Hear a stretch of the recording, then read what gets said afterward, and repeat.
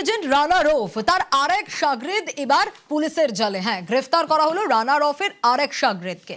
রানার শাগরিদ কে এবার গ্রেফতার? জাফর ওরফে সানি। রিসরায় সন্ধ্যা বাজার থেকেই গ্রেফতার করা হয়েছে এসটিএফ এর তরফে। এই রানার সঙ্গে সানি কিভাবে কাজ করত, কিভাবে তাদের আলাপ, কিভাবে যুক্ত এই রানা এবং সানি, কিভাবে কানেক্টেড, আরো বিস্তারিত এই বিষয়ে জানাতে পারবে রানা রয়েছে আমার সঙ্গে। রানা।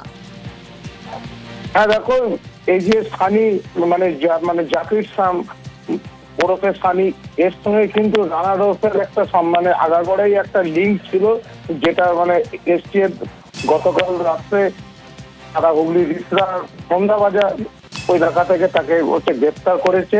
মানে করার পর তাকে আজকে আদালতে তাকে তোলাও হয়েছে। যেটা সূত্র থেকে জানা যাচ্ছে যে এই যে জাফর শ্যাম অর্থাৎ সানি, এর সঙ্গে রানা রৌফের একটা সম্পর্ক ছিল দীর্ঘদিনের। কারণ এই যে রানা রৌফকে খালকিয়াতে একটি কাজে মানে একটি কারখানা কাজের সে মানে কাজ পাইয়ে দিয়েছিল, সে তার বন্ধুর পরিচয় দিয়েছিল।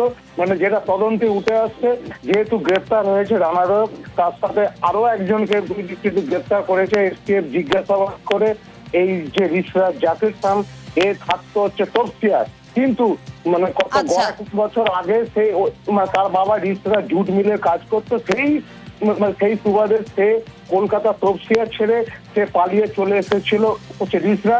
সেখানেই গতকাল একটি মানে দোকানদারের কাছ থেকে ফোন চায়, যে ফোনে সে তার বাড়ির সঙ্গে যখন কথা বলছিল, সেই ফোনের সূত্র ধরেই এসটিএফ তাকে সঙ্গে সঙ্গে গ্রেফতার করেছে। বেশ রানা, বেশ।